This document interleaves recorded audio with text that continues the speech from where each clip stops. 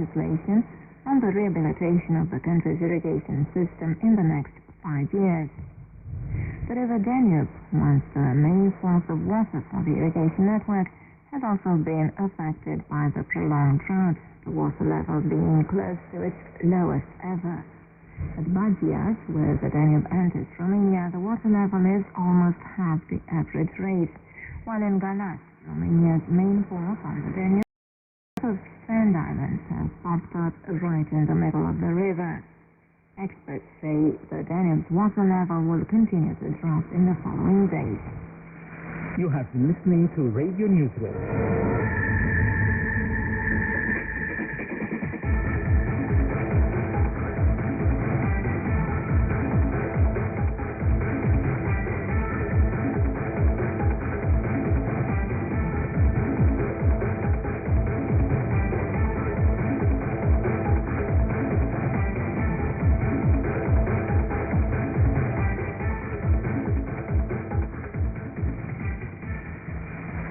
Next in our program,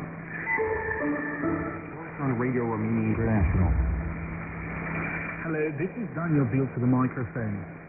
With a total of 5 gold, 10 silver and 11 bronze medals, Romania came first in the nation's ranking at the 74th edition of the Balkans Athletics Championships held on Saturday and Sunday in the Romanian town of Pitești. The best performance during the competition came from thrower Andrei Gan, who on Sunday managed to set a new national record of 20.96 meters. This achievement secured him the qualification for the World Championship in Beijing this month. We continue with news from tennis. The Romanian player Patricia Țig lost the finals of the WTA tournament in Baku, Azerbaijan, worth more than $226,000 in prize money. She was defeated by Russia's Margarita Gasparyan 6-3, 5-7, 6-0 in the first WTA finals the Romanian played so far. The 21-year-old Patricia walked away with $21,400 and 198 WTA points. Following the match in Baku, Țig advanced 39 places in the world standings from 154 to 115. We end this roundup with news from football and the fourth leg of the Romanian Football Championships. On Friday in Cluj, local side CFR won 2-0 against FC Voluntari. In Chiajna, southern Romania, local squad Concordia held Petrol Ploiești to a 2-2 draw. On Saturday, Panduri, a team from southern Romania, secured a 3-0 win against CSMS Iași. Steaua Bucharest obtained a 1-0 win against FC Botoșani in an away game. The match in Giurgiu between local side Asta and Viitorul Constanța finished 2-2, while ASA Târgu Mureș held CSU Craiova to a goalless draw. ASA Târgu Mureș and Steaua Bucharest topped the table, each with 8 points. And ASA has a better goal average. We remind you that you can revisit this sports report on the internet at www.rri.ro and on Facebook.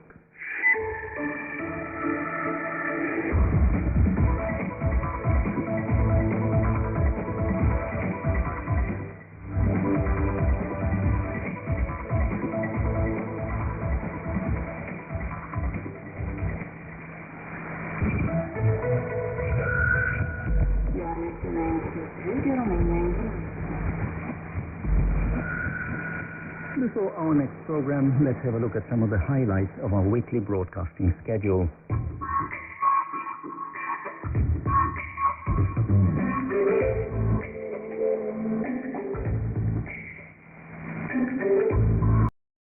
We broadcast the History Show, the program that takes you on a foray into the rich history of the Romanian people from its beginnings to more recent times. You will learn about the events that shaped the Romanian nation, not only from historians, but also from people who witnessed some of those events, thanks to Radio Romania's rich oral history archive. If it's Tuesday, then it must be business club. Like most countries, Romania has recently been suffering from the effects of the global economic crisis and has been striving to stay afloat. Find out about the latest developments on the Romanian economic scene in our business feature on Tuesday. On Wednesday, Society Today provides in-depth analysis of some of the most important social issues facing Romania today, featuring interviews with sociologists and experts, as well as members of the public. Traveler's Guide, our weekly tourism program, goes out on Thursdays and takes listeners to all corners of Romania for an exploration of the country's landmark tourist sites, as well as some of its hidden treasures, from rural, eco-friendly holidays to adventure travel and exclusive getaways. The world we live in is full of challenges, from migration to climate change, the economic crisis and international terrorism. All of these issues and more are dissected in The Future Starts Today on Friday. Stay tuned to Radio Romania International during weekends for the latest from the world of Romanian arts and culture, including reports from ongoing festivals and events, as well as interviews with artists, writers and critics in Saturday's World of Culture. And on Sunday, Listeners' Letterbox takes a look at some of the messages sent in by our listeners and brings you the latest on our programs and frequencies. Stay tuned for all these and much, much more on Radio Romania International, including current affairs, analysis, sports, and lots of music.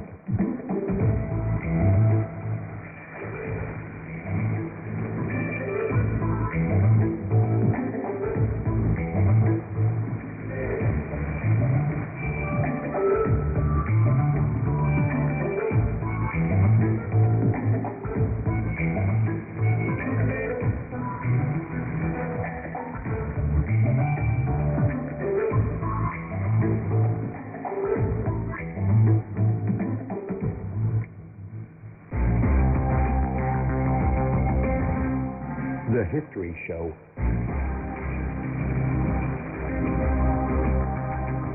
Hello, we are Ana Maria Popescu and Daniel Bilz at the microphone, and today we'll bring you the recollections of former inmates of the Jilava communist prison as they recount their experience of something they called the Snake Pit. Jilava Penitentiary was built on the site of Fort 13, which used to form part of a system of fortifications built during the reign of the first king of Romania, Carol I, in late 19th century to defend the city of Bucharest. To consolidate its role, the communist government, by the Soviets in 1945, carried out massive arrests among the democratic opposition and anyone who opposed them. Jilava became a transit prison where the detainees were interrogated and processed before being sent to other penitentiaries where they would stay for the duration of their sentence. The people who were detained in Jilava have memories of a place beyond frightening. The violent treatment began as soon as they entered the gates of the prison. They had to walk between two lines of guards with clubs, leather thongs, or rubber buttons that hit them indiscriminately as they walked. Then came the body and clothing search. They were then put into overcrowded cells, some of them holding up to 200 people, where they were introduced to the Snake Pit, a place between the floor and the line of bunks where they were supposed to sleep, which hardly qualifies as a place of rest. It was called the Snake Pit because of the way in which you had to crawl to get in there. Constantin Ioan was a high school student in 1949 when he was arrested. He was in a student organization that printed and distributed anti-communist flyers. His recollections of the time he spent in Jilava were recorded by Radio Romania Center for Oral History in 2000. Am stat în programele la Jilava 160 de inși în timpul călduroase de zi. I remember they put me in a room in Jilava with 160 others during the summer months, June, July and August. I remember those bunks, the shelves we were supposed to sleep on. We lied on them crammed into each other, so tight that we could only turn all at once. The rule was that the latest arrivals would sleep in the Snake Pit, on the cement floor. In that room, so cramped, even though we weren't fed much, and it was just a tepid week stood, you still had to use the toilet. We had a wooden bucket that eventually spilled its contents on the floor. Many of us even had to sleep in urine. There was an epidemic of boils among us, and the people who were sleeping on the bunks during the night, tired and tormented, fell on top of the people on the floor who were also infested with all sorts of things. They cried out it hurt when someone fell on top of you. Alexandru Marinescu of Nucsoara was arrested in 1949 for owning land. Nucsoara was an anti-communist resistance group known as the Arsenescu Arnauțoiu group. Marinescu was a high school student at the time. He also has a vivid recollection of what it was like to sleep in the snake pit. Se dormea sub pat și cel puțin iarna 50-51 mai rămâneau în foarte multe cazuri 520 de oameni care nu He slept under the bunk, and in the winter of 1950 or 1951, there were often 15 or 20 people who could not find room to lie down. You couldn't fit a needle in there. These people, the 15 or 20 people who didn't have room to sleep, gathered on one side of the room clumped together. When the guards changed, we would wake up another group of 15 or 20 people and swap places with them so that we could also get some sleep. There was no such a thing as a mattress. There were no blankets, no bed sheets, just the naked wood. In some of the rooms, they sometimes had some ragged floor spreads. Our hips were like a druffed ox's neck, blackened and horny, a scaly layer of skin.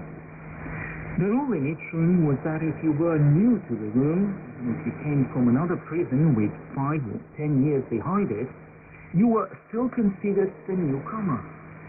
The new person would start with the worst conditions there, the worst place to sleep. After I came to the room, there was a period of time when they were bringing in less people, so I had room to sleep next to the slop bucket. If I slept on the right side, I slept facing the bucket, and in the night, you risked laid on the face by the ones using the bucket. So I was sleeping on the left side with my back to the bucket, straight on the concrete.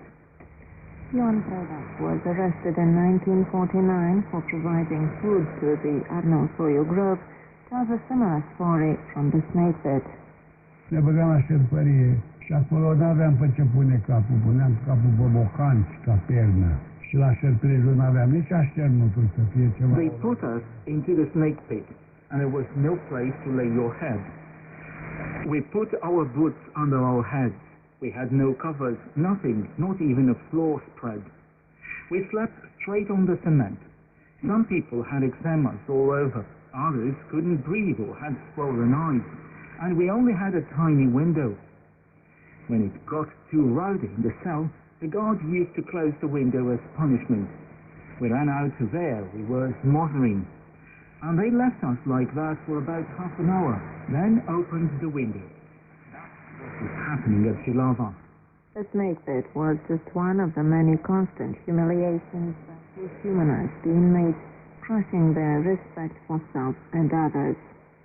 You have been listening to The History Show.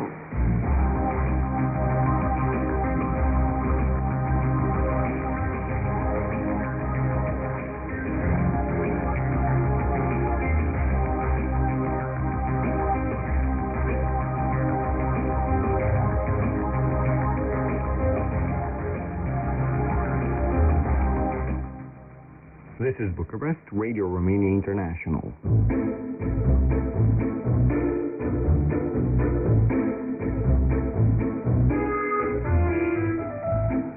Think greener.